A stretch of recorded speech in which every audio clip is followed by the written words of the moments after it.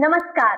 भारतेंदु नाट्य अकादमी द्वारा आयोजित रंग समागम 2020 में आप सभी का हार्दिक स्वागत है। आज जब कोरोना काल में हम सभी की दिनचर्या लगभग अस्त व्यस्त हो चली है, तो ऐसे में हमारे माननीय राज्य मंत्री स्वतंत्र प्रभार संस्कृति विभाग उत्तर प्रदेश शासन श्री नीलकंठ तिवारी जी की प्रेरणा से प्रमुख सचिव श्री मुकेश कुमार मेश्राम जी, निदेशक एवं विशेष सचिव संस्कृति विभाग उत्तर प्रदेश शासन श्री शिशिर जी के मार्गदर्शन में हमारी अकादमी एक नवीन पहल के साथ आप सभी के समक्ष उपस्थित है, लेकर रंग समागम 2020। इस रंग समागम के माध्यम से वेबिनार के जरिए हम जुड़ते हैं कला जगत की उन विभूतियों के साथ जिन्होंने कला जगत में अपनी एक विशेष पहचान बनाई है, एक मुकाम हासिल किया है, एक मानक स्थापित किया है। इसी कड़ी में हमारे आज के जो मेहमान हैं, उन्होंने बहुत सारे संस्कृत नाटकों का निर्देशन अपनी विशिष्ट शैली यानी छाऊ में किया है। जी हाँ, हम बात कर रहे हैं इंडियन क्लासिकल ड्रामा के डायरेक्टर श्री भूमिकेश्वर सिंह जी की। नमस्कार सर, भारतेंदु नाट्य अकादमी द्वारा आयोजित रंग समागम 2020 में आपका स्वागत है। धन्यवाद आप सभी को। आशा करते हैं सर इस कोरोना काल में आप और आपका परिवार अपने घर पर स्वस्थ एवं सुरक्षित होगा। हाँ, सभी लोग यहाँ स्वस्थ हैं, सुरक्षित हैं। 6 महीने से बंद पड़े हैं कलाकार लोग। अभी भी कलाकारों की कोई ड्यूटी अभी चालू नहीं हुई, तो हम आशा करते हैं कि आगे हो सकता शुरू हो जाए। जी सर, उम्मीद है हमको भी यही। शुरुआत करते हैं आज के कार्यक्रम की। सबसे पहला सवाल हमारा आपसे यही है कि आपकी प्रारंभिक शिक्षा कहाँ हुई, आपका बचपन कहाँ बीता, उसके बारे में बताएं। मेरा नाम भूमिकेश्वर सिंह है। जैसा आप तृप्ति ने बोला, मेरा जो है एजुकेशन बचपन जो है गांव में करीब 5 क्लास में या 10 साल का रहा होगा, तो मतलब रहा था। तो मेरा 5वीं क्लास तक एकदम गांव में पढ़ा। ठेठ जो है एक स्कूल के अंदर जो है प्राइमरी स्कूल जो बेसिक स्कूल चलते हैं, उसमें 5वीं क्लास तक। फिर 5वीं के बाद 6ठी क्लास से मैं गोरखपुर में आ गया। मैं गोरखपुर का रहने वाला हूँ, आपके शहर के बगल में ही जो है। तो वहाँ करीब 6ठी से लेकर 12वीं तक वहाँ हमारा एजुकेशन जो है, एजुकेशन पढ़ाई का एजुकेशन जो है वहाँ से शुरू हुआ। उसके बाद 12 पास करने के बाद फिर मैं थिएटर में मतलब 12 में ही आ गया था। 11-12 में ही हम थिएटर का एक जर्नी शुरू हुई थी गोरखपुर से। और गोरखपुर से क्या मतलब गोरखपुर में देखा, उसके बाद हमारी जो जर्नी शुरू हुई वहां से गोरखपुर से, तो गांव में रामलीला होती थी, तो रामलीला में भी भाग लेते थे और गोरखपुर में नाटकों में भाग लेते थे। वहाँ जूनियर इंस्टीट्यूट जो है, एक रेलवे का जूनियर इंस्टीट्यूट है, तो वहाँ से हमारी जो है तो थिएटर जर्नी वहाँ से शुरू हुई। नाटकों को करना और इंस्पिरेशन जो है एक तरह से जो यहाँ आने का जो है, थिएटर में आने का जो है, सबको यही होता है कि हमें मीडिया में जाना है, फिल्म करना है। तो एक तो उस जमाने में तो फिल्म ही थी, सीरियल तो ऐसा कुछ नहीं था। तो उस तरह का एक रुझान रहा है। उसी की वजह से थिएटर एक जरिया बना। थिएटर के माध्यम से जो सभी एक प्लेटफॉर्म लोग चुनते हैं, उसी के माध्यम से हम भी इस फील्ड में इंटर किया। तो बेसिकली जो है बचपन में जो 11-12 में होता है, जो देख करके हीरो लोग को देख के एक इच्छा होती है ना, हमारी बॉडी होनी चाहिए, हमारे सब कुछ जो चित्र में दिखाई देता है वो सब होना चाहिए। तो वहां से इंस्पिरेशन लेके वो सब सीखना शुरू किया। डांस भी आना चाहिए, मार्शल आर्ट भी आना चाहिए, फिजिकल हमारा जो है फिजिक भी अच्छी होनी चाहिए, बॉडी लैंग्वेज, बॉडी लाइन, ये सब। हाँ, और हमें तैरना भी आना चाहिए। बहुत सारी जो फिल्मों में हम लोग एक पहले की जो पीरियड फिल्में बनती थी उस समय जमाने में, और जो चलता था कमर्शियल फिल्में, जो फाइटिंग का सारा दौर था उस तरह का। एक्टिंग उस तरह की एक्टिंग नहीं थी, एक्शन प्रधान एक्टिंग थी उस समय। जी। तो उसको देख करके जो है हम लोग का भी जोश कि कहाँ से ये सब चीजें कहाँ से सीखेंगे, कैसे करेंगे, जिससे हम भी हो सकता है हम भी पर्दे पर आए, इस तरह का यही एक था मन में वो था। तो उसको लेके एक सीखने का जो ललक थी, गोरखपुर से लेके दिल्ली आई। उससे पहले इसके बीच में बहुत सारी जगह आपके 12 पास करने के बाद यही लगा कि हमें इस लाइन में जाना है, तो कहाँ एडमिशन कहाँ लें। एनएसडी में एक था कि एनएसडी का भी हमें प्रभाव था, कुछ एनएसडी के लोग आते थे वहाँ वर्कशॉप करते थे। हेमंत मिश्रा का नाम सुना होगा आप लोगों ने। जी। वो नहीं है इस दुनिया में, तो मतलब वो आते थे, हमारे उधर के ही हैं, तो उन्होंने वो वर्कशॉप करते थे। उनसे उनके ही डायरेक्शन में पहली बार हेमंत मिश्रा के डायरेक्शन में हमने नाटक किया था प्रेमचंद का, जो नमक का दरोगा। तो वहां से कि हाँ कोई एनएसडी से नाम वहीं से सुना कि एनएसडी नाम की चीज है। हाँ वहां से बीएनए का नाम सुना कि बीएनए भी कोई एक्टिंग का जो है ये सब एक्टिंग सिखाते हैं, जहाँ ये सब सारी जो है थिएटर के मतलब चीजें जो एक्टिंग से संबंधित जितने हैं वो सब सिखाई जाती है। तो 12 पास करने के बाद कहाँ जाए, तो बीएनए में पता चला कि वहाँ ग्रेजुएशन होना चाहिए, तो ग्रेजुएशन नहीं था, तो अब वहाँ बीएनए नहीं जा सकता था। फिर ये लगा कि कहीं मैं एक वर्कशॉप हुआ था गोरखपुर में, तो हमारे गुरुजी थे वहाँ बनारस से आए थे, तो उनके आधार पर मैं सोचा कि बीएचयू में चले जाएं, वहाँ डांस सीखे कुछ करें। तो वहां भी गए। फिर इस तरह से फिर ये भी था कि अपना जो है नेटवर्क जो है रहने का होता था कि कोई घर से बाहर नहीं निकला था आज तक कि कोई बाहर रहने गया हो, तो इसलिए वो एक पिताजी या दादाजी लोग थे तो कहते थे बच्चे को छोड़ देंगे तो फिर ऐसे कैसे छोड़ सकते हैं, कोई कोई ऐसा आधार होना चाहिए जो जी। जहाँ रह के सीखे या कुछ करे। तो मैं वहां से लखनऊ में भी नहीं था इस तरह से मेरा कोई ऐसा लिंक, बनारस में भी ऐसा लिंक नहीं था कि किसके अंदर। फिर पिताजी ने बोला मतलब गांव के कोई लोग रहते थे यहाँ दिल्ली में रहते थे, तो ये हुआ कि दिल्ली चले जाए, वहीं रहे उनके पास। तो फिर मैं दिल्ली आया। तो एक साल भटकने के बाद 87 में पास आउट हुआ, तो 88 में भटका, इधर उधर गया कि कहाँ कैसे किस तरह से।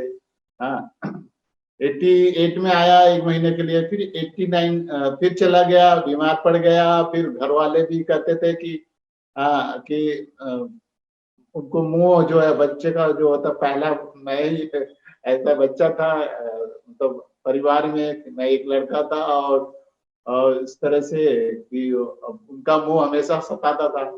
तो फिर बुला लिया, फिर एक महीने उधर, फिर पिताजी को समझाया ऐसे तो नहीं हो सकता, ऐसे चल नहीं सकता, कैसे मुझे सीखना है कुछ करना है तो मुझे रहना तो पड़ेगा। फिर इस तरह से फिर गोरखपुर से फिर एक साल के बाद फिर आया, मैं 89 में आया गोरखपुर से दिल्ली आ गया फिर रहने के लिए 89 में। फिर 89 में जब आ गया ऐसे मार्च अप्रैल का महीना, होली का समय था, होली के दिन निकला था ऐसे करके। तो 89 से दिल्ली में आया। फिर यहाँ सीखने का एनएसडी में जो मिश्रा जी से बात हुई थी, तो एनएसडी में कि एनएसडी में एडमिशन होगा तो तुम ट्राई करो, देखो हो सकता है एनएसडी में। तो उस समय 12 था, तो एनएसडी में 12 था। जैसे ही मैं पहुंचा 12 से ग्रेजुएशन कर दिया। अब और वो एक और पंगा पड़ा कि फिर से ग्रेजुएशन लो, जी। ग्रेजुएशन करना है तब जाके एनएसडी में ज्वाइन कर सकते हो। और 89 90 में शायद 0 ईयर भी हो गया था उस समय जब आया था, तो कुछ हड़ताल हुआ था एनएसडी में। फिर सोचा श्रीराम सेंटर में ज्वाइन करें। श्रीराम सेंटर में जब आया था तो इतना एक्सपीरियंस नहीं था वहां भी कि मैं श्रीराम सेंटर एक्टिंग कोर्स में एक बार अप्लाई किया तो नहीं हुआ। तो फिर 89 90 में जाके जब थोड़ा मेहनत करके थिएटर, वहाँ थिएटर नहीं किया, एक तरह से पहले से ही डांस और मार्शल आर्ट और सब फिजिकल चीजें मेरे अंदर बहुत थी, तो उसका जो है एक प्रभाव था, तो उसके सहारे और थिएटर वहाँ जाके डांस भी सीखता था, कथक सीखा था गोरखपुर में। करीब 6-8 महीने साल भर सीखा था, तो उसका आधार पर एक उसका एक्सपीरियंस था।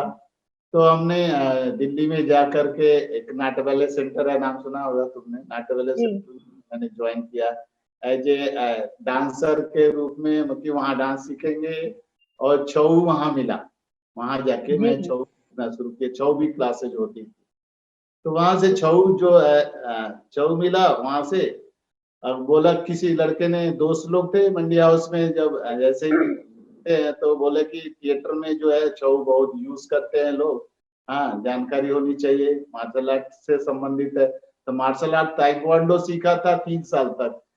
तो मैं दिल्ली आया, तो दिल्ली में ताइक्वांडो के लिए मुझे बहुत दूर जाना पड़ता था दिल्ली में, क्योंकि बहुत दूर दूर सारे सेंटर। तो मैं सोचा क्या करें, एक तो सुबह सुबह क्लासेज होती है, तो जाना कैसे होगा। तो मैंने सोचा, मुझे आर के पुरम जाना, मैं रहता हूँ सहादरा, तो इतना से सुबह जाऊंगा, कैसे जाऊंगा समझ नहीं आता। बस भी नहीं, उस समय 5 बजे मुझे सेंटर पहुंचना, कोई सुविधा नहीं, बस भी 5 बजे तो चलती नहीं है।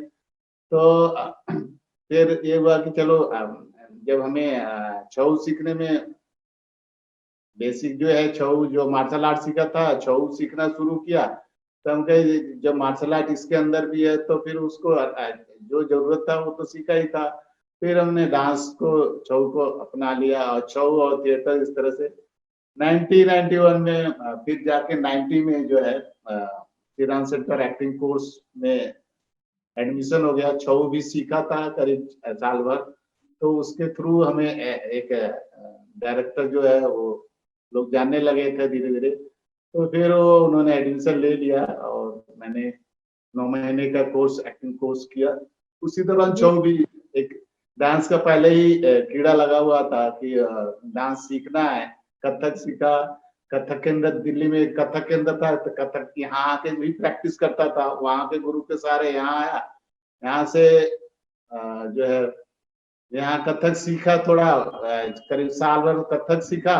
फिर जो है छऊ भी, जहाँ बैले करता था नाट बैले सेंटर में, वहाँ छऊ भी चलता था, कथक भी चलता था, भरतनाट्यम भी चलता था। तो सारे बैले में सारे यूज होते थे, तो जी। वहाँ सारी चीजें मिलती थी। छऊ तो था ही बेसिक। तो बैले में रामलीला, कृष्ण लीला, बचपन में भी जैसे गांव में जब रामलीला, जब हम लोग के गांव में शुरू हुआ था, तो हम लोग थे, तो वहां भी रामलीला से ही शुरू किया था। मैं अपना कैरियर जो है थिएटर का एक तरह से जोश चलता था बचपन में। चोरी चोरी पिताजी और ये लोग नहीं, घर वाले नहीं वो करते थे। जी। हमारे घर के सामने ही एक मंदिर था देवी का, वहाँ जी। रामलीला शुरू हुई थी। 2-3 साल तक रामलीला में भी पार्ट भाग लिया था। अच्छा। तो वो, सर, हाँ वो इतनी सारी विभिन्न शैलियां सीखी आपने, तो उसमें से छाऊ का ही चुनाव क्यों किया? क्या ऐसी विशिष्ट बात लगी जिसने आपको आकर्षित किया और आप छाऊ में ही स्पेशलाइजेशन किया? और कितना समय लगा छाऊ में आपको ट्रेंड होने में? ट्रेन होने में कि असल में बेसिक जो है, मेरा बॉडी जो है, बॉडी तो खुली हुई थी। मार्शल आर्ट जब करता था तो बॉडी ओपन थी बहुत। मार्शल आर्ट में बॉडी फ्लेक्सिबल, तो मतलब स्टिफ होती है, फ्लेक्सिबल।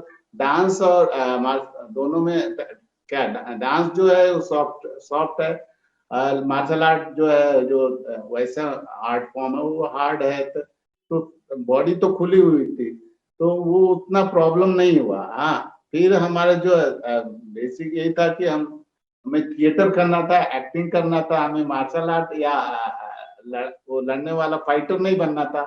इसीलिए मैं ज्यादा इंटरेस्ट जो है, मैं उसकी तरफ आ गया। थिएटर में जब आया, और डांस भी जरूरी था, डांस सीखना कि तो मुझे डांस करना है। तो ये छऊ जो है, छऊ में जब करते करते ये लगा कि नहीं, मुझे ज्यादा सीखना, बहुत सारी चीजें। अब जब इसके अंदर जब घुसा, तो बहुत सारी चीजें, इतना डिटेल, इतना सारी चीजें, इतने सारे मूवमेंट हैं, इतने सारे ट्रेडिशनल को देखना शुरू किया। जब डांस के अंदर आया, तो उसके ट्रेडिशन को, आइटम, डांस आइटम होते हैं, अलग अलग आइटम।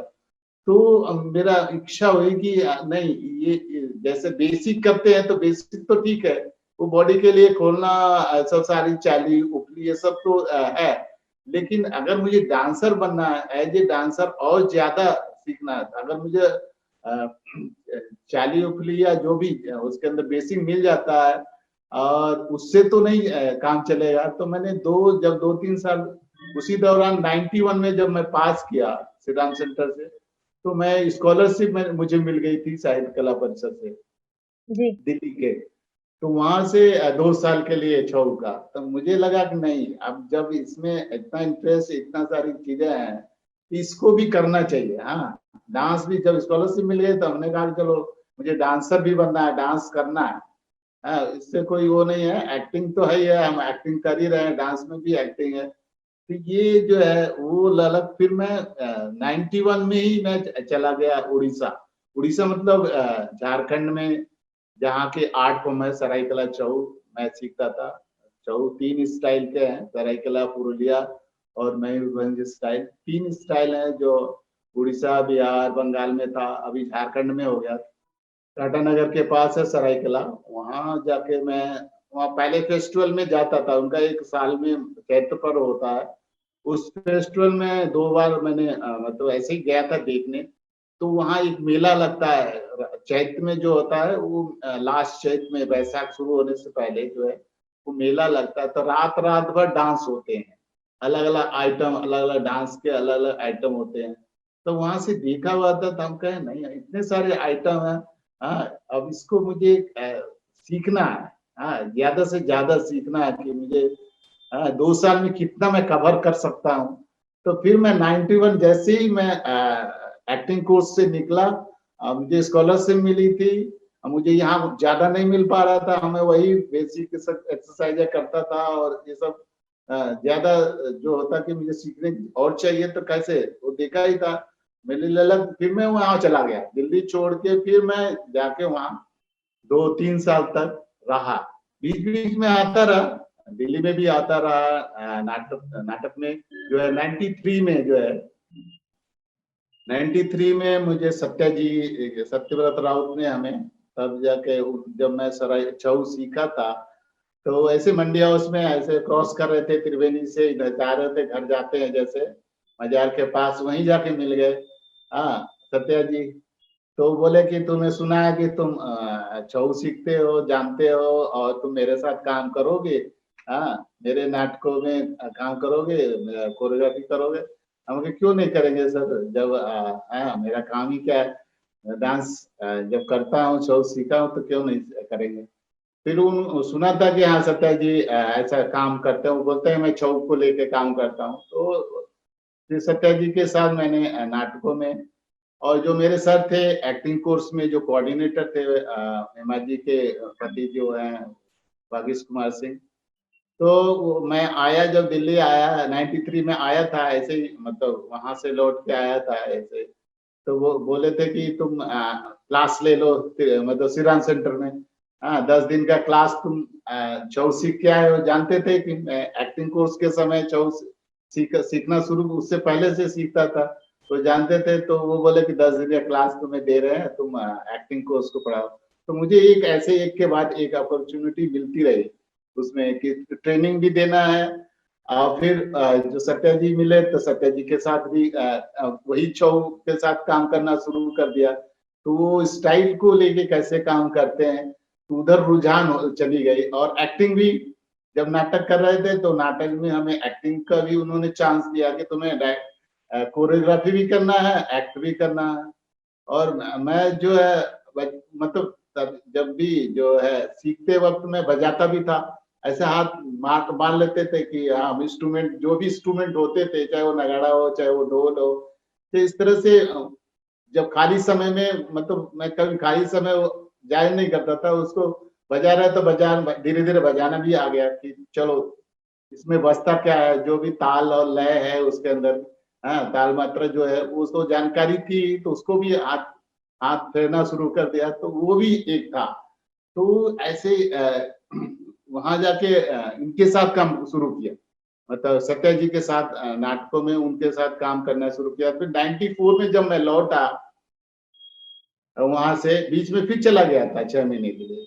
हाँ सरायकेला। फिर मैं वहां से आया 94 फाइनली, मतलब 3 साल रह के फिर मैं सोचा कि अब दिल्ली में रहना। तो फिर डीएटी का दिल्ली आर्ट थिएटर है जो शंकर मार्केट में, वहां सत्या जी नाटक कर रहे थे है वतन।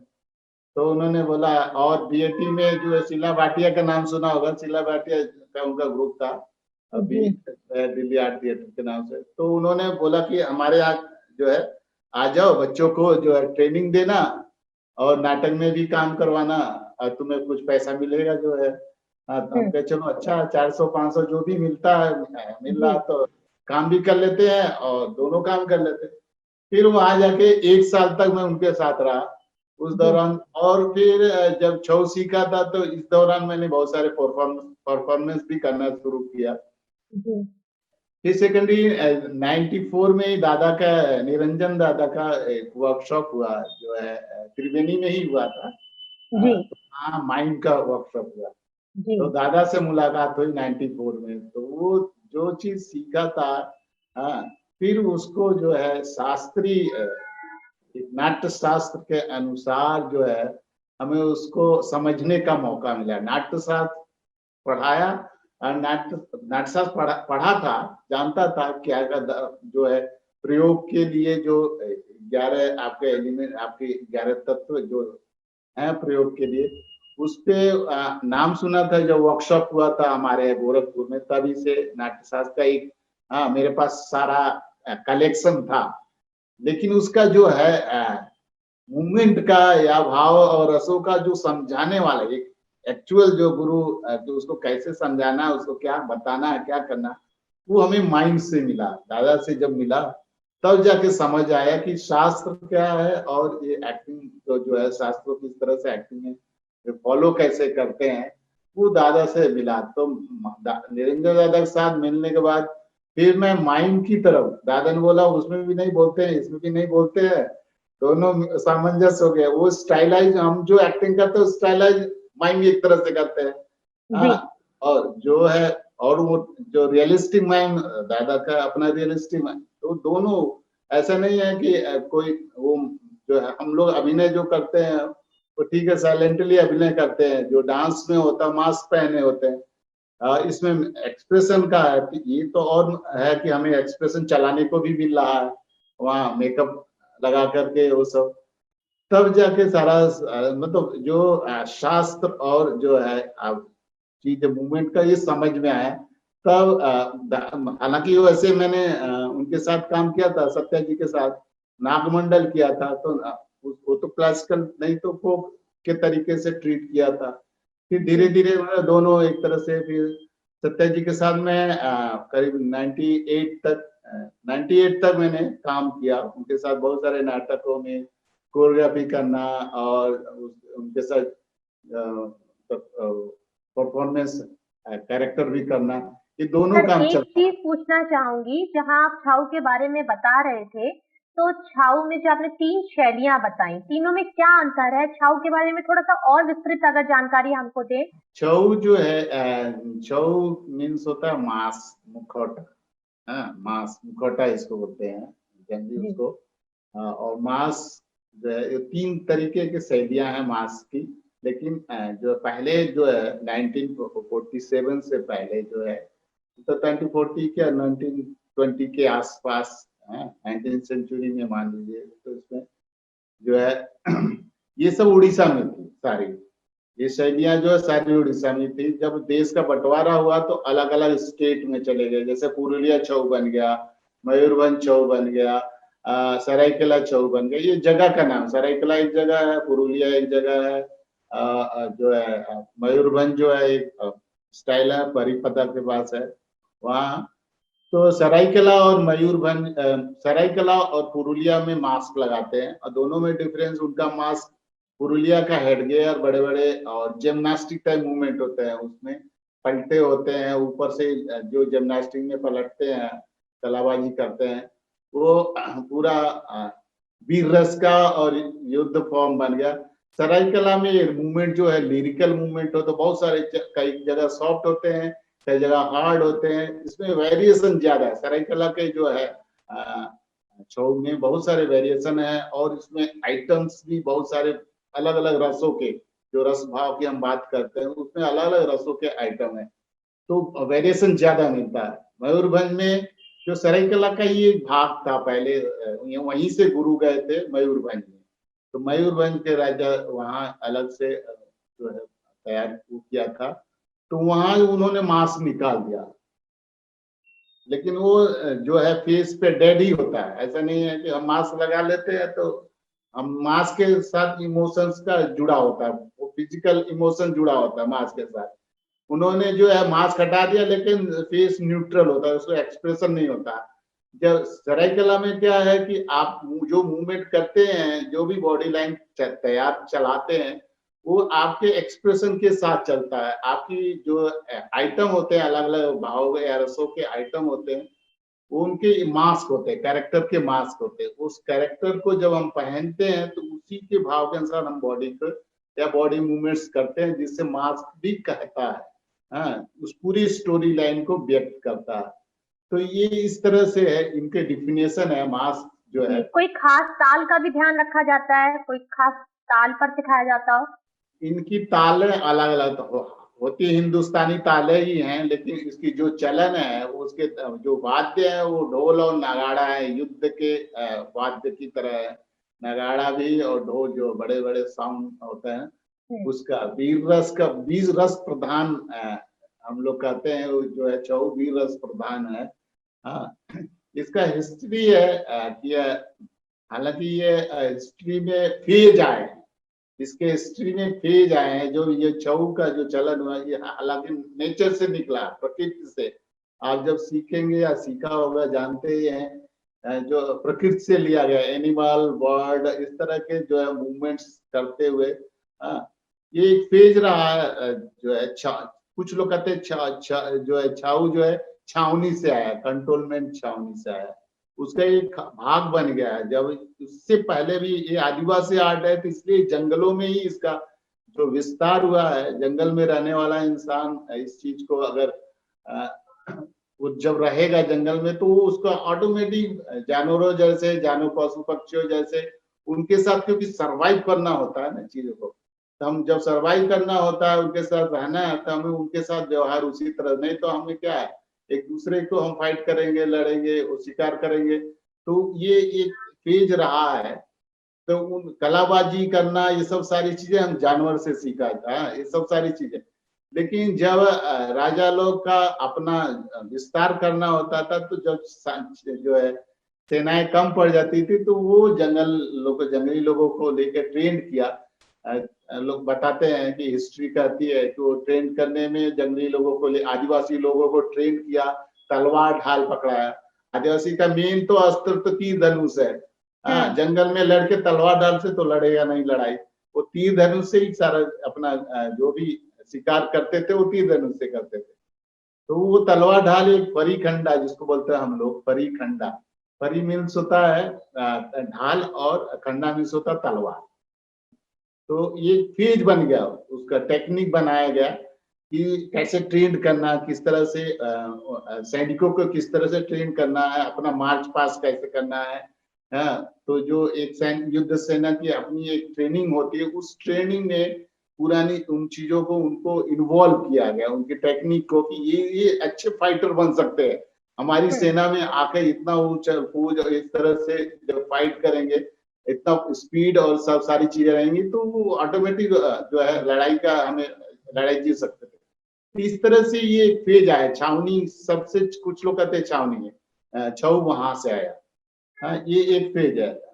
अभी जो है जब और डेवलप हुआ और लोगों का विचार आया, जब हम शास्त्र की तरफ जब जाते हैं कि छऊ क्या है, छऊ में जब हम शास्त्र की पढ़ते हैं, नाट्यशास्त्र की जब बात करते हैं, तब जाकर वो चेंज हो जाता है कि हाँ छऊ मीन्स 6 उपांग।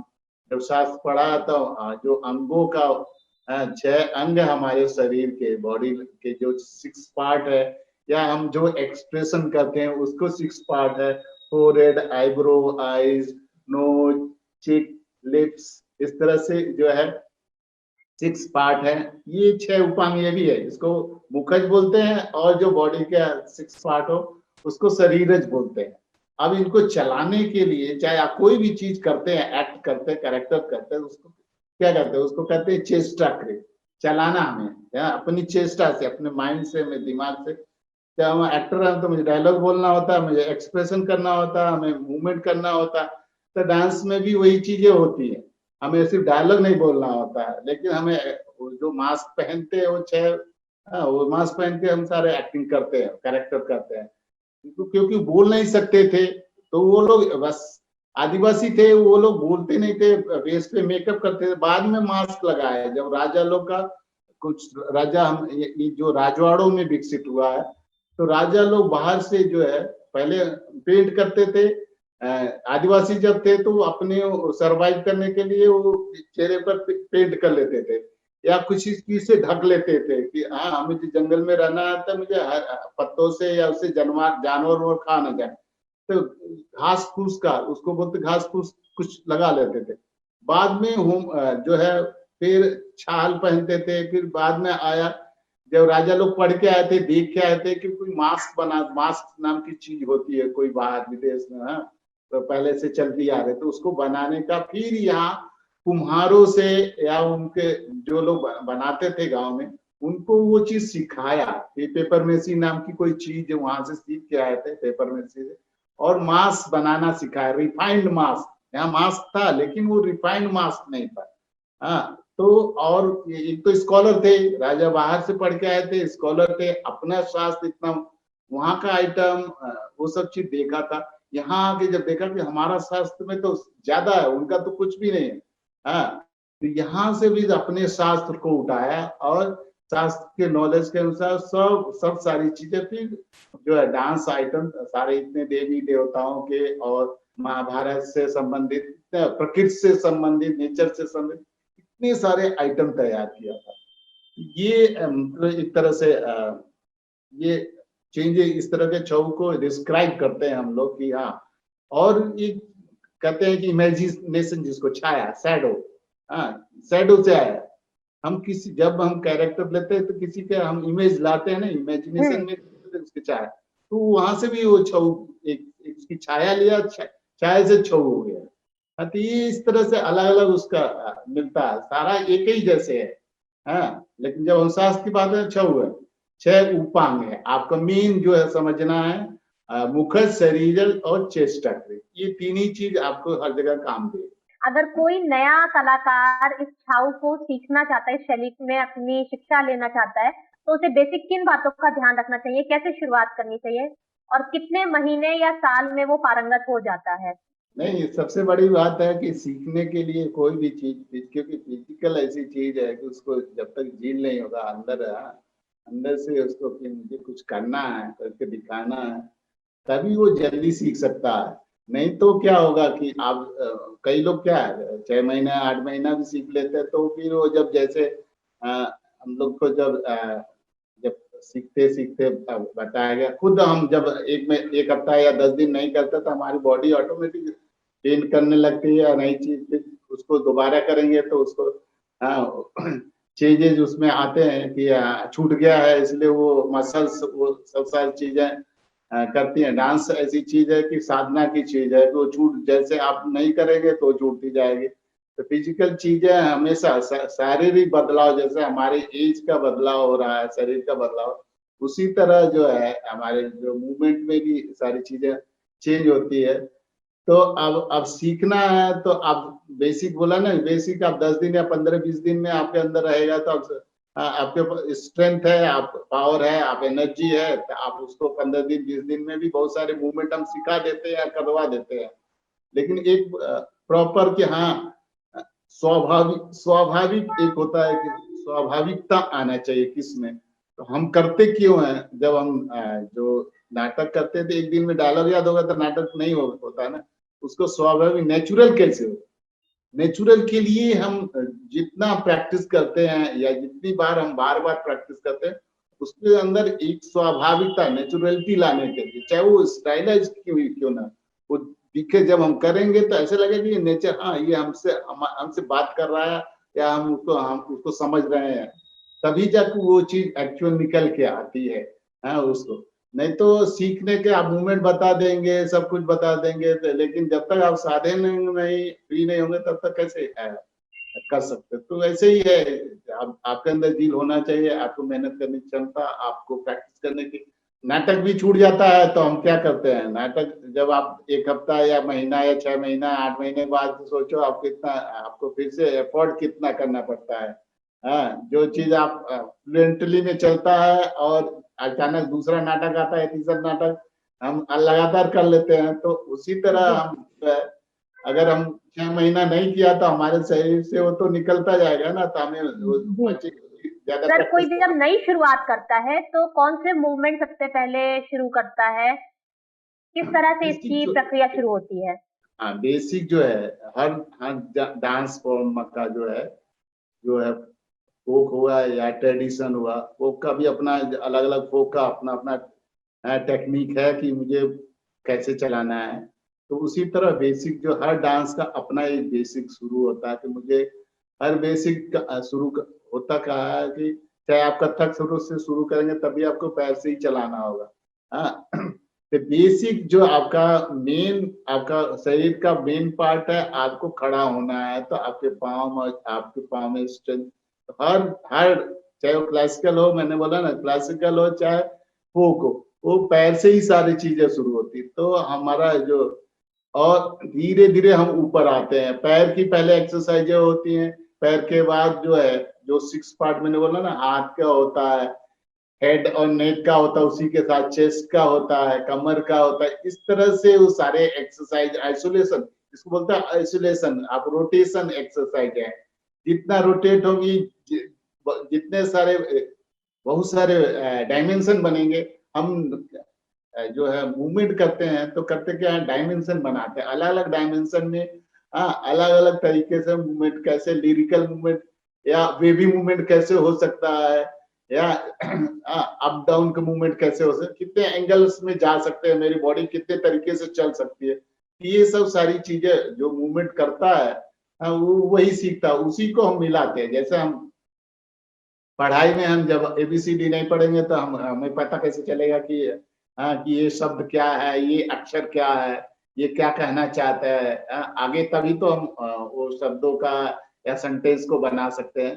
तो जी ऐसे शुरुआत हम बेसिक से ही, हमारी बॉडी ही बेसिक है कि हम बॉडी मूवमेंट्स को, जो है 6 पार्ट हमारे हैं, जो हेड हेड है, चेस्ट है, शोल्डर है, पार्श्व है, कटी है, कमर जिसको बोलते हैं, लेग्स मूवमेंट है, इससे हम सारा, उसी का सारा गेम जो है, उसी का वेरिएशन होता है। अब उसको हम छऊ में बोलते हैं, चाली है, उफली है, ये कूदने का, टोप का जंपिंग मूवमेंट है, ये पलटने का है, उसी मूवमेंट में उस पलटने का मूवमेंट हो जाता है। तो इस तरह से इतने सारे उसके टेक्निक है जो लाइफ में मिलते हैं।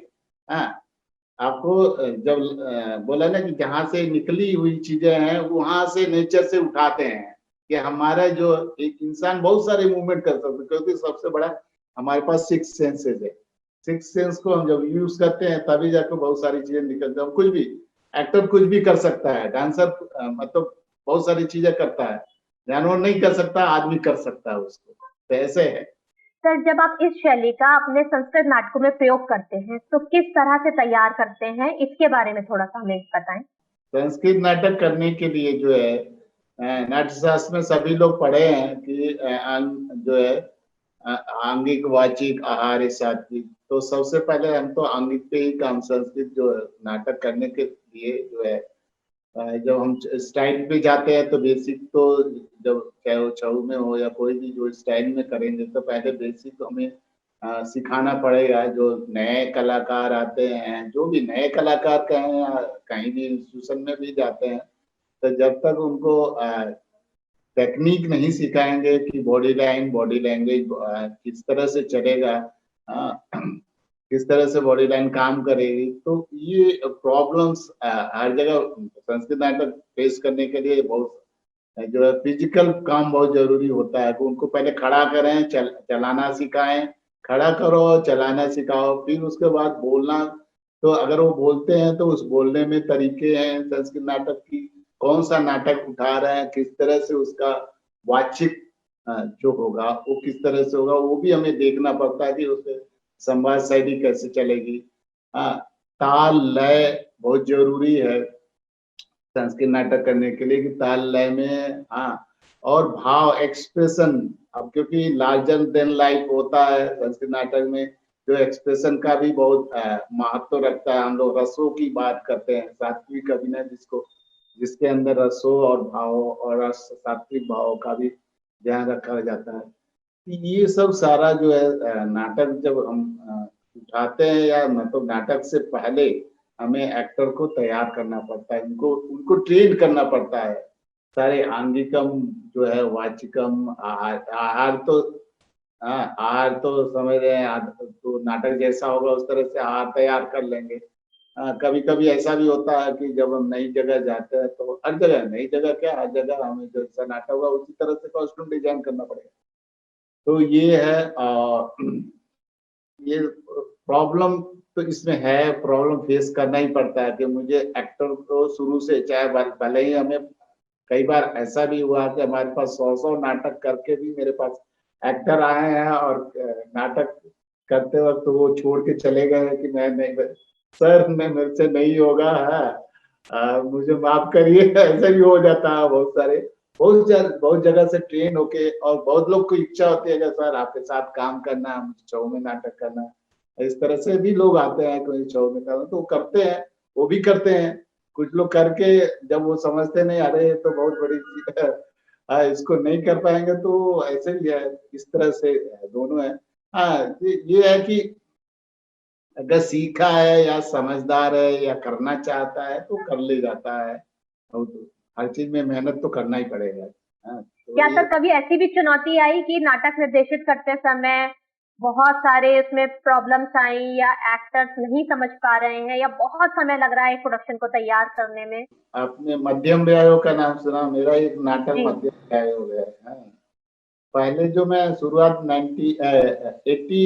98 में जब मैंने अपना इंडिविजुअल मतलब नाटकों के डायरेक्शन शुरू किया, जो है संस्कृत नाटकों का, मैं दूतवाक्यम था, दूतवाक्यम से शुरू हुआ था। उस दौरान मुझे कुछ प्रॉब्लम नहीं आया। 98, 92, 98, 99 इस तरह से चलता रहा। करीब जाके 90 क्या होता है 2008 में, 7 में जो है जाके फेस करना पड़ा कि मैं जब मध्यम व्यायोग 2008 7 में कर रहा था, तब जाके हमें ये इस नाटक को करने में मुझे लंबा वक्त लगा, 6-8 महीने। बहुत कास्ट बदली, लंबा टाइम नहीं लगा, मतलब कास्ट बदलती रहे, आते रहे जाते रहे, एक्टर आते रहे जाते रहे। ऐसी स्थितियां आई कि जो जतिन था, जतिन अपना, हाँ, लास्ट जो है वो 2-2 3 दिन क्लास आई, फुल नाटक हो जाता था, लास्ट तक पहुंच जाता था, सब गायब हो जाते थे। तो जतिन मेरे साथ कर रहा था 5-6 महीने से, बोला सर क्या नाटक हो पाएगा कि नहीं? बोला, मैंने बोला तुम मेरे पास आए हो करने के लिए, तुम सोचो तुम कर सकते हो नहीं कर सकते, रह सकते हो नहीं रह सकते, तुम अपने पर विश्वास करो। हाँ, नाटक तो होगा, नाटक तो मुझे करना ही है। हाँ, भले ही टाइम लगेगा। हाँ, तुम ये सोचो कि मैं करूंगा, सर के साथ मुझे काम करना है, तो तुम मेरे साथ काम कर रहे हो तो तुम उस पर विश्वास रखो, मेरा काम है करना। ठीक, ऐसे ही झोंक आया, नाटक तैयार हो गया था, फिर भी नहीं, फिर दूसरा इस तरह से चलता चलता 6-7 महीने बीत गए, तब जाके एक ऐसा झोंक आया कि बहुत सारे एक्टर आए। नाटक खाका तो बन चुका था सारा कुछ, तो उनको ट्रेन किया और फटाफट नाटक फिर शो हुआ। उसमें लंबा वक्त लगा। हाँ, उस नाटक में लंबा वक्त लगा, हालांकि बहुत अच्छा नाटक बना मेरा मध्यम व्यायोग जो है, सबसे जी। अच्छा मैं मानता हूँ उस नाटक को, मध्यम व्यायोग। जी। बहुत सारे मेरे नाटक जो है, पुराने नाटक जो शुरुआत किया था, वो भी मेरे अच्छे नाटक मैं उनको मानता जी। हूँ। लेकिन एक लंबा मध्यम व्यायोग में बहुत लंबा खींचा, और अभी मतलब एक तरह से वो हमारा, हाँ, लंबा चला। तो बहुत सारे शो किए, चाहे इंडिया में किया, बाहर किया शो। जी। तो वो मेरा एक अच्छा है, मील का पत्थर है जी। वो नाटक। आपकी इसी बात से मेरा जुड़ा हुआ अगला प्रश्न है कि आपने राष्ट्रीय अंतर्राष्ट्रीय बहुत सारे समारोह में भाग लिया और ये प्रस्तुतियां दी हैं, तो कैसा रिस्पॉन्स रहा उसके बारे में बताएं। मध्यम वयोग में जो है मैंने किया था, जो है 2000 अभी जो है 17 में गया था, तो वो पूरा स्टैंडिंग ओवेशन में हमें मिला था। पहली बार मैं अपना नाटक लेके गया था। हाँ, जी। और मध्यम वयोग को, और उनको बहुत अच्छा लगा इस तरह से, जो मतलब मैंने भी नहीं सोचा था कि इस तरह हो जाएगा और इस तरह से रिस्पांस मिलेगा। और उन्होंने कोशिश भी बहुत किया। हमारे जब डिस्कशन हुआ कि आपने इस नाटक के किस तरह से, हाँ, कैसे मतलब एक होता है कि नाटक होने के बाद उसके ऊपर दूसरे दिन हमारा क्वेश्चन आंसर भी होता है, किस तरह से कैसे इसको तैयार करते हैं आप लोग। इंडियन थिएटर का तो यही एक वो है कि जो सूत्र है उसका सभी लोग नहीं समझते हैं, बाहर के लोग तो नहीं समझते हैं। तो उसको समझना चाहा, बहुत सारे क्वेश्चन हुआ, किस तरह से उसको कैसे डिजाइन किया, क्या आपने किस तरह से आर्ट को किस तरह प्रेजेंट किया। हाँ, ये बहुत सारे क्वेश्चन हुए थे और अच्छा लगा था कि वहाँ डिस्कशन में इस तरह से लोग जानना चाहते हैं और इस तरह के नाटकों को वो पसंद करते हैं। संस्कृत नाटक हुआ या जो इंडियन आर्ट जो है। हाँ, अभी भी इस लॉकडाउन में मैं इस साल नहीं जा पाया, सारा जाना जी। था। सर, हाँ, क्या वहां पर भी कभी वर्कशॉप लेने का मौका मिला, अवसर हाँ, आया? पिछले साल जो है जर्मनी में गया था, तो वहाँ 1 महीना रहा उनके साथ। वहाँ अ, जर्मनी में एक नाटक डायरेक्ट किया, कर्णभारम, बच्चों के साथ वहाँ। हाँ, रह के वहाँ बच्चों के साथ नाटक डायरेक्ट किया, उनको भी मजा आया। दो जगह, उनके 2 स्टेट में, मतलब उन्हीं के स्टेट में दो दूसरे जगह भी उसको परफॉर्मेंस हुआ, 2 जगह। हाँ, कर्णभारम को, क्योंकि पहले मेरा नाटक देखा था और परफॉर्मेंस भी देखा था उन्होंने, तो फिर मुझे जर्मनी बुलाया जर्मनी वालों ने। पहले तो इटली गया था, इटली से और उन्होंने देखा था, तो जर्मनी में एक बार तो हम लोग परफॉर्मेंस करने गए थे। छऊ किया था, उस समय डांस किया था, एक्टर लोग नहीं गए थे। फिर दोबारा जब उन्होंने बुलाया तो बोला कि हमारे साथ आपको तो पहले से फिक्स था, 1 महीना आना, टाइम देना है और नाटक डायरेक्ट करना है अपने मेरे बच्चों के साथ। तो इस तरह से पिछले साल मैंने कर्णभारम उनके साथ डायरेक्ट किया और जर्मन भाषा में किया। क्या इसको, बात है। हाँ, संस्कृत संस्कृत को हिंदी, हिंदी से उसको ट्रांसलेट किया इंग्लिश में, इंग्लिश से ट्रांसलेट किया जर्मन भाषा में। तो ये वाह। जर्मन को जर्मनी भाषा में उसको ट्रांसलेट करके नाटक किया। बहुत मजा आया, उनको बच्चों ने तैयार किया था। जी। स्कूल के बच्चे थे, उन्होंने तैयार किया था। जी। इस साल भी जाना था, उन्होंने 15-20 दिन के लिए बुलाया था, फिर से नाटक करना था उनके यहाँ जाके डायरेक्ट करना था, लेकिन लॉकडाउन ने सब चौपट कर दिया है कि मेरा। जी। हाँ, सर, आपने बताया कि जर्मनी में भी आपने एक प्रस्तुति तैयार करवाई, तो उन बच्चों को कैसे समझ में आई हमारी भाषा, कैसे कम्युनिकेट किया आपने अपनी बात को? नहीं, पहले से हम जो है फिक्स था कि यहाँ आके नाटक करना है। हाँ, जी। तो वो नाटक करना है, तो हमने सोचा, यहाँ से ही प्लान बनाया पहले कि जर्मन में जा रहे हैं और तो हिंदी तो बोलेंगे नहीं और संस्कृत भी नहीं बोलेंगे। इंग्लिश है, तो इंग्लिश तो सभी लोग बोलते हैं, सब लोग जानते हैं। हाँ, ऐसा जब नहीं करते हैं, इंग्लिश में नहीं बुलवाते। जर्मन में है तो जर्मनी भाषा में ही हम करेंगे। हमारे लिए भी एक चैलेंज होगा कि हम जहाँ जाएंगे जिस स्टेट में, इंग्लिश में तो कहना आसान है। जैसे हम हिंदी में करते हैं, संस्कृत नहीं समझते तो हिंदी में उसको ट्रांसलेट कर देते हैं। तो हिंदी से जब अंग्रेजी में कर लेंगे तो अंग्रेजी भी अगर मैं समझता हूँ या बोल लेता हूँ तो उनके लिए भी वो लोग भी बोल लेते हैं, कुछ लोग कम्युनिकेट कर लेते हैं। लेकिन हम हमारे लिए भी, हमें भी ये सीखना था कि हम भाषा को मुझे भी सीखना है या जानना है कि कैसे उस चीज को, वाचिक को कैसे हम उनके साथ फट से बोल देते हैं शब्दों को। हम लोग कितना खींचते, एलेबरेट करते हैं उस चीज को। तो ये एक इंटरेस्टिंग था कि मुझे तो एक तरह से सीखने का भी था। तो हमने इंग्लिश से पहले इंग्लिश में भेज दिया उनको नाटक को, और फिर बोला कि आप इसको जर्मन में अनुवाद कर दीजिए और इसको जर्मन लैंग्वेज में ही हम करेंगे। हाँ, तो ये मुझे, और हमने ऐसा इसका स्क्रिप्ट बनाया कि ये जर्मन लैंग्वेज रहेगा, उनका जर्मन से निकाला। मैंने हिंदी और जो हिंदी और इंग्लिश का एक स्क्रिप्ट बनाया। तो वो जो बोलते थे वो तो इंग्लिश में समझ आती थी, तो ये उस तरह से लाइन वाइज लाइन एक के बाद एक ऐसे अनुवाद किया था। तो बहुत सारी चीजें हमने उनसे भी समझने की कोशिश किया कि अच्छा ये इंग्लिश में ऐसे बोल रहे हैं तो आप लोग क्या ऐसे बोल रहे हैं। तो इस तरह से बुलवाया और बहुत सारी मतलब मजा आया इस तरह से करने में। तो भाषा भी और वैसे छऊ तो मूवमेंट बॉडी लैंग्वेज का ज्यादा था, फिजिकल उसमें जो कर्ण भारम एक ऐसा नाटक है जिसमें संवाद कम है, जी दृश्य ज्यादा है। तो हमें संस्कृत नाटक करना है तो हमें काव्य दृश्य काव्य बनाना था, तो हमने सोचा कि चलो ये मौका है कि दृश्य को कैसे मूवमेंट को कैसे खेलते कैसे इस तरह से। जी तो उनको मूवमेंट के साथ हमने खिलवाया और उस नाटक में जब शब्द कम है तो मूवमेंट ज्यादा होंगे, तो वो भी एक तरह से उनको भी जानकारी हो गई क्योंकि वो चाहते थे कि जब आप नाटक मूवमेंट से करते हैं वो लोग भी फिजिकल करते हैं, जो टीम है वो लोग भी साइको फिजिकल नाटक करते हैं, तो वो उनके लिए भी आसान हो। जो डायरेक्टर हैं वो साइको फिजिकल नाटक करते हैं, वो फिजिकली ज्यादा मूवमेंट यूज करते हैं, उड़ना नीचे लेटना उठना पकड़ना ये सब सारा उनका। हम लोग का तो जो है नाटक होता है उसमें रिदम ताल से चलता है, लेकिन उनके अंदर उनका कोई ऐसा रिदम नहीं होता। जो साइको फिजिकल का होता है मूवमेंट कुछ और कर रहे हैं, डायलॉग कुछ और बोलते हैं, अपना डायलॉग जो बोला है वो बोलते हैं, मूवमेंट कुछ करते हैं। तो इस तरह से वो अंदर तो था उनके अंदर, तो वो समझने में आसान नहीं रहा कि मैं बताइए ऐसे करना है वो ऐसे करना है, इस तरह से आना इस तरह से जाना है। ये सब सारे कोरियोग्राफी किया सिखाया तो फटाफट कैच किया। हाँ बहुत ज्यादा समय नहीं लगा, करीब हम 1 महीना रहे लेकिन हमें 10 दिन में नाटक करके हमें उनको दे दिया कि मुझे क्या नाटक बात। 10 दिन।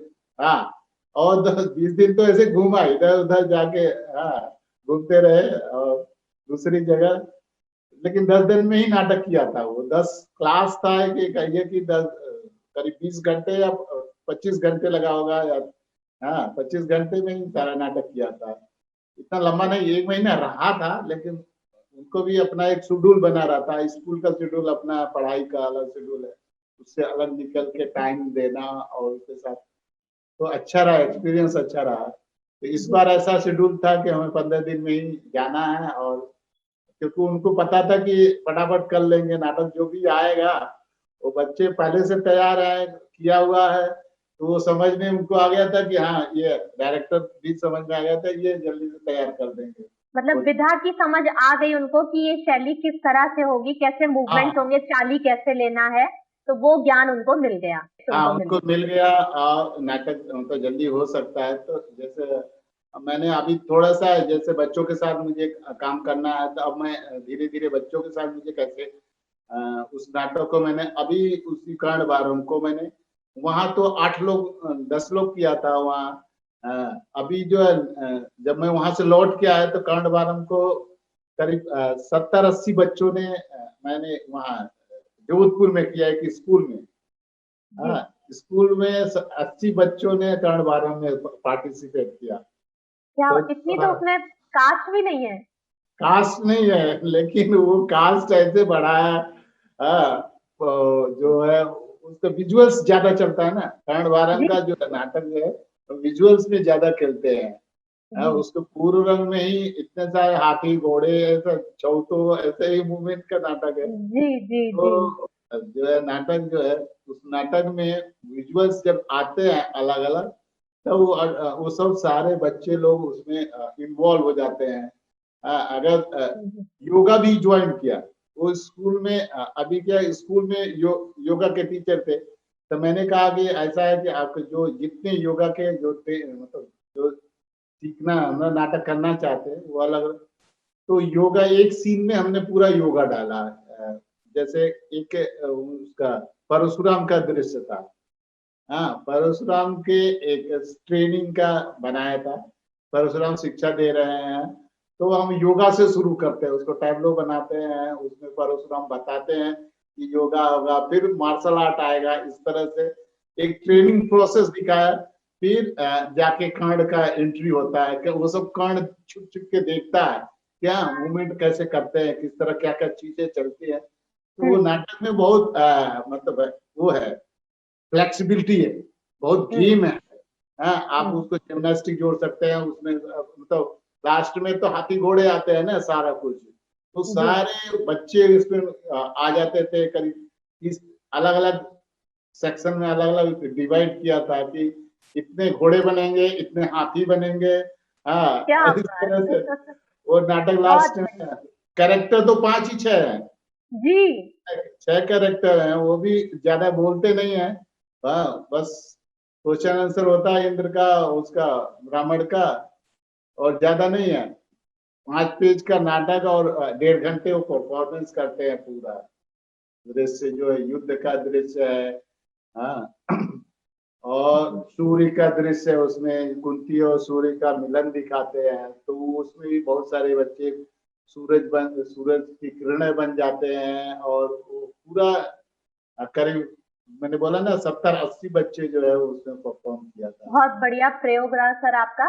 सर हाँ, कभी ऐसा भी रहा कि कोई ऐसा नाटक जिसको आपने ही निर्देशित किया और अभिनय भी किया हो उसमें? बहुत सारे नाटकों में मैंने संस्कृत के अपने जो नाटकों में ज्यादातर बहुत सारे नाटकों में मैंने खुद एक्ट भी किया है। मैं खुद दूतवाक्यम नाटक था जिसमें जो कैरेक्टर चक्र का है, सुदर्शन चक्र का, मैं खुद करता था, क्योंकि इतना उसमें स्ट्रेंथ पावर लगता था, एनर्जी को एक्टर, दूसरे एक्टर जो वैसे ट्रेन एक्टर आते हैं, ट्रेनिंग लेने आते हैं, उतना वो नहीं होता है कि उतना कम समय में उस चीज को, कैरेक्टर को कर सके। तो बहुत सारे जो कैरेक्टर है जिसमें बहुत सारे एनर्जी, बहुत सारे मूवमेंट, बहुत सारे संवाद रहे हैं, उसको मैं ज्यादा मैंने उसको परफॉर्म किया है, मतलब उस कैरेक्टर को कोशिश यही किया कि एक्टर करे, लेकिन जब एक्टर में चांस नहीं मिलता, कई बार तो एक्टर नहीं नहीं कर पाता, बोलता नहीं मुझसे नहीं होगा।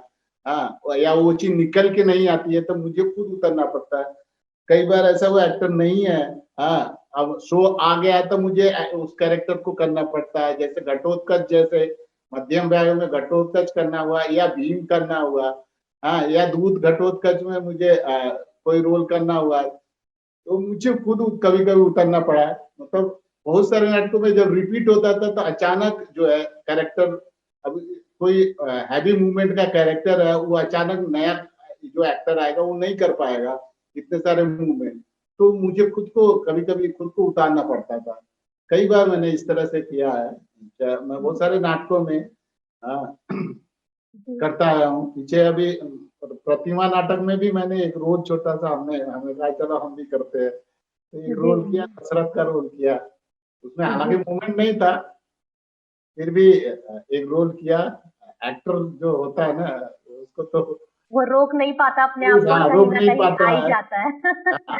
जी बेसिक तो मेरा एक्टिंग का ही दिलता है ना, डायरेक्शन में तो एक सोचो कि हाँ करना है, और एक वो पेज आया कि चलो इतना सारी कुछ सीखा।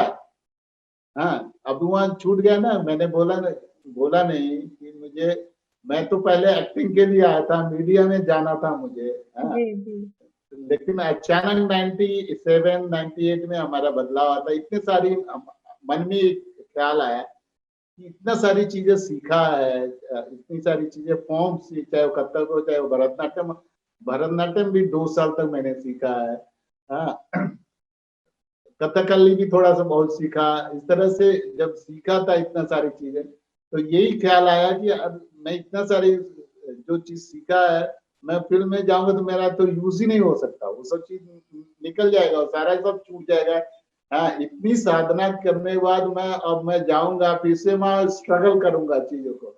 हाँ, 10 साल फिर मैं वहां स्ट्रगल करूंगा, तो जो मेरा था वो तो सब खत्म हो जाएगा, इतने महीने का, इतने सालों का। तो जी मैंने सोचा नहीं, वहां नहीं जाएंगे, मैं अब जब सिखाऊंगा करूंगा अपने से जो है, डायरेक्ट जी करूंगा, एक्ट करूंगा अपने नाटकों में, अपने अपने मुताबिक भी एक्ट भी कर सकता हूँ। हाँ, जी मैं भी कर सकता हूँ, मुझे जो चाहिए, मुझे जितना चाहिए मैं उतना डालूंगा। हाँ, जी जितना कुछ सीखा उसका एक्सपेरिमेंट करूंगा, चाहे वो माइम हुआ, चाहे वो छऊ हुआ, चाहे इतना सारे मूवमेंट सीखा, सिखाऊंगा भी। मैं बहुत सारी चीजें हम जब सिखाते हैं तो बहुत सारी चीजें हम, मैं जो दूसरी चीजें सिखाता हूँ उसको भी यूज करते हैं, चौक के हिसाब से हम यूटिलाइज करते हैं, जी सिखाया है ये। और कुछ माइंड के अनुसार मैंने सिखाया है कि जब मैंने माइंड सीखा दादा से, बहुत दादा ने जब निरंजन दादा के साथ जब मैं जुड़ा तो उन्होंने बहुत सारे उनके साथ जुड़ने के बाद मुझे बहुत सारे वर्कशॉप मैंने किया। उन्होंने बोला कि यहाँ करो, वहाँ करो, कलकत्ता करो, बहुत सारी जगह किया।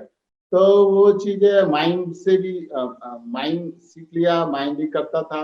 बहुत सारे अभी भी मैं माइंड करवाता हूँ। जो है जब जब फेस्टिवल होता है दादा का तो मैं वहाँ माइंड माइंड में नाटक जैसे मध्यम व्याग माइंड में किया।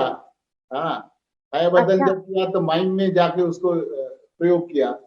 अब मैं मूवमेंट के साथ मूवमेंट जब खेला है तो मैं माइंड जानता तो मैंने बहुत से नाटकों को मैं अपने माइंड में लाया। ये भी जी एक है, जी तो एक एक्सपेरिमेंट किया। जी क्योंकि जो संस्कृत नाटक है वो तो पहले तो दृश्य है ना, फिर काव्य जी में बाद में आता है। काव्य एक संवाद है, हम नाटक को आगे बढ़ाते हैं चीजों को। लेकिन जब फिजिकली जब तक आप मूवमेंट नहीं करेंगे, उससे अभिनय नहीं करेंगे आंगिक का, तो वाचिक का महत्व क्या है? हाँ, वाचिक तो आपको एक जो है एक स्टेज से दूसरे स्टेज, दूसरे से तीसरे आगे बढ़ाता है, एक सूत्रधार की हम्म तरह यूज करता है या हम्म एक संवाद करता है। आंगिक जो है आपको आपको भाव रस वो सब दर्शाता है, करवाता, समझाता, बताता है। ये चीज है सिचुएशन। आप शरीर के आंगिक के थ्रू कैसे उसको आप दर्शकों को कैसे उसको एहसास कैसे करवा सकते हैं। सर, आपने जिन जिन निर्देशकों के साथ काम किया उनमें से किसी के साथ खास काम करने का कोई अनुभव हमारे साथ साझा करना चाहें? एक्टिंग कोर्स के समय तो मैंने 2 नाटक किया था, वो एक्टिंग कोर्स से दिनेश खन्ना और राजेश कुमार सिंह के साथ। उसके बाद मैं सत्या जी के साथ मिला तो सत्या जी के साथ उनके नाटकों में उनके नाटकों का ही प्रभाव एक तरह से उन्होंने हमें जो है शैली का जो है प्रयोग किस तरह से होता है वो उनसे सीखा। सत्या जी से उनके साथ नाटक किया, उनकी उन्हीं के साथ मैंने नाटक करना मतलब बहुत सारे नाटक किया। संस्कृत नाटक चाहे वो उरुभंगम हुआ या चाहे हयवदन करना हुआ, चाहे उरुभंगम करना हुआ, इस तरह से उनके साथ रहते हुए बहुत सारे जैसे नागमंडल किया उनके साथ और कोरियोग्राफी भी किया। उनका पासा नाटक जो था, उनका पासा नाटक से जो मूवमेंट का जो प्रयोग होता था और एक दो और नाटक नील साइल और इस तरह से कई नाटकों में उनको काम किया। तो जो शैली थी वहां से अडॉप्ट किया मैंने। सत्या जी तो बहुत सारे फॉर्म्स को फिर अलग अलग विधाओं की तरफ भी चले गए, लेकिन मैं उस विधा को पकड़ लिया जब पासा किया। हाँ, पासा या मूवमेंट को किस तरह से पासा एक प्योर फोक था, पहले मैंने उसको ऐसे क्लासिफाई किया, ऐसे क्लासिफाई बना दिया। पहले उनका जब नाटक किया था पासा उन्होंने जब करवाया था तो दूसरे से करवाया था, वो उड़िया भाषा में था। तो जब हिंदी में उन्होंने किया अनुवाद करवाया था तो उसको मैंने ऐसे बांध दिया था, तो ऐसे लगे जैसे संस्कृत नाटक जैसे चलता है उस तरह से। हाँ, फोक और जो है ट्रेडिशन और क्लासिकल कैसे बन जाता है। तो फिर भी उस समय हमें पता नहीं था क्लासिकल का कि जी क्लासिकल फॉर्म किस तरह से। लेकिन जब धीरे धीरे जो है करते करते जो है एक फॉर्म को उस समझ में आया तब जाके उनके साथ नाटक किया। और 98 में फिर मैंने बोला ना उनको छोड़ने के बाद मैंने 98 से अपना इंडिविजुअल किया उनके नाटक के बाद मैं वैसे एक्सपीरियंस मोहन मर्सी जी के साथ मैंने एक नाटक में उनका फेलो कर रहे थे उसमें मतलब ऐसे कोरियोग्राफी किया था मैंने। एक्टिंग ज्यादा डायरेक्टरों के साथ एक्टिंग नहीं किया है। मैं अपने नाटकों में एक्टिंग किया और जो है उनके साथ काम किया, सत्या जी के साथ काम किया और जो मेरे दो राजेंद्रन जी के साथ किया। ज्यादातर मैंने कोरियोग्राफी किया, बहुत सारे नाटकों का मैंने कोरियोग्राफी किया। एक्टिंग डायरेक्टर के साथ कोई ऐसा मेरा एक्सपीरियंस उस तरह का न रहा कि मैं किसी डायरेक्टर के साथ जुड़ के उस तरह से नाटक एक्टिंग नहीं किया। हाँ, नाटकों में जी एक्टिंग कोर्स के समय जो किया वही किया बस।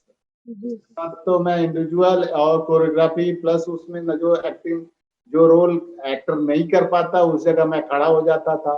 हाँ, मुझे करवाया जाता था। एक एक्सपीरियंस मैं आपको ऐसे शेयर करूंगा जब 2006 में सत्या जी ने एक खैरागढ़ में यूनिवर्सिटी में जब उन्होंने एक वर्कशॉप हुआ था उसमें भी एक एक्टर भाग गया। मेन एक्टर जिसको बोलते हैं, और वो कर रहे थे वो मिडसमर नाइट ड्रीम। उसमें अब क्या करे, वो एक्टर को मैंने 10 दिन तक ट्रेन किया और वो तैयार नहीं हो पाया, सत्या जी भी परेशान हो गए। हाँ, तो वो बाद में बोला कि भूमि ऐसा करो, तुम ही जो है उसमें रोल कर लो, अब नाटक तो करना है, शो करना ही है। जी अब इस तरह से मूवमेंट उसको कोरियोग्राफी किया था कि अब वो एक्टर तो चला गया छोड़ के, उससे हो नहीं रहा था, तो इसलिए वो चला गया। तो तुम ही कर लो, तो वो भी कई जगह ऐसे फंस जाते थे कि नहीं, ये तुम ही कर सकते हो, दूसरा कोई कर नहीं सकता। जी ऐसी स्थितियां बनी है बहुत सारे जी नाटकों में। जब डूबेंगे तभी जाके आपको मोती मिलेगी, अब डूबना नहीं, डूबोगे ही नहीं और कहोगे कि ऊपर से सब चीज मिल जाएगा, मोती मिलाएगा, नहीं मिलेगा। वो नहीं तो नहीं इतना हो जाता है, पैशन हो जाता है ना उस चीज का। हम जब जी जी किसी भी एक्टिंग दूसरे स्टाइल में भी करते हैं तो पैशन होता है, तभी वो चीज़ सामने निकल के आती है। जी इसमें भी एक है, ये विधा है, वो विधा में जब हम पूरा उस पैशन के साथ जुड़ेंगे तभी जाके उसको हाँ इंजॉय कर सकते हैं। हाँ, तभी उस कैरेक्टर को जी सकते हैं, नहीं तो ऐसे नहीं जी सकते।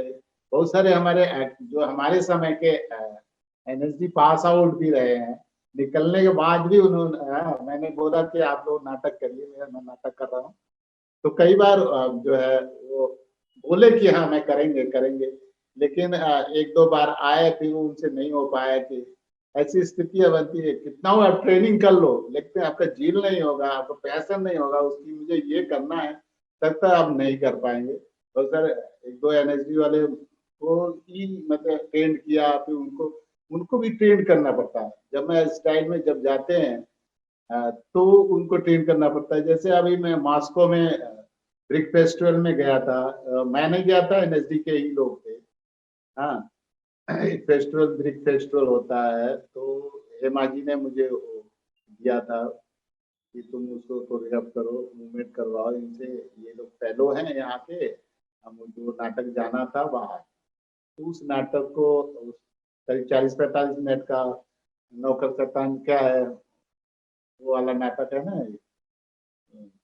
हैरान नौकर शैतान वाला नाटक, तो उसको एडिट करके और फिर बिग फेस्टिवल में ले गए, उसमें मूवमेंट डाल के सारा कुछ, सारे एक्टर को ट्रेन करना पड़ा 10 दिन तक उनको मूवमेंट, तब भी वो जाके वहाँ 10 दिन में कुछ नहीं होता, इतना फंबल मारा वो तो आने के बाद मुझे बता रहे थे कि ये प्रॉब्लम हुआ। हाँ, और इस तरह से एक नाटक उनके, एक और कोरियोग्राफी किया था, जो कारण जी का एक नाटक था, चाइना में शो हुआ था। हाँ, और वो बीबी कारण जी का नाटक था, रिवाइव किया था, पहले रियलिस्टिक में था, टाइप के साथ वो चाइना जा रहा था। फिर मुझे वो अब्दुल लतीफ जी ने बुलाया था कोरियोग्राफी के लिए कि ये दादा का नाटक है, मतलब कारण जी का नाटक, चाइना जाना है, इसको आप कोरियोग्राफ करिए। फिर उसको मैंने कोरियोग्राफ मूवमेंट डाला, और वहाँ एक्टर भी गोल्ड मेडलिस्ट, उसको फर्स्ट प्राइज मिला, और क्या नाटक बात हिट रहा वहाँ। तो मतलब फिजिकल नाटक तो जो भी है, वैसे गेम गेम गिमिक है ना, प्ले जिसको जी बोलते हैं।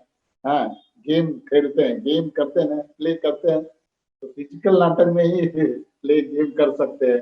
जो खिलाड़ी की तरह हम खेल खेलते हैं, तो वो नाटक एक खेल है।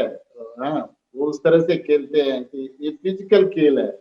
हाँ, जी जी हर जैसे खेलों का अलग अलग स्टाइल है, अलग अलग तरीका है गेम है, उसी तरह नाटक भी है, संस्कृत नाटक भी एक फिजिकल गेम, जितना फिजिकली खेल सकते हो। सर, आपसे बात करके बहुत अच्छा लगा। आपने बहुत सारी जानकारियां दी, बहुत सारी बातें हमारे साथ शेयर करी, और आपसे बात करते हुए समय का पता ही नहीं चला और हम साक्षात्कार के अंतिम चरण में पहुंच चुके। सर, संस्कृति विभाग उत्तर प्रदेश शासन के उच्च अधिकारियों के प्रोत्साहन से श्री रमेश चंद्र गुप्ता जी, निदेशक भारतेंदु नाट्य अकादमी की इस पहल यानी रंग समागम 2020 के संबंध में हम आपके विचार जानना चाहेंगे।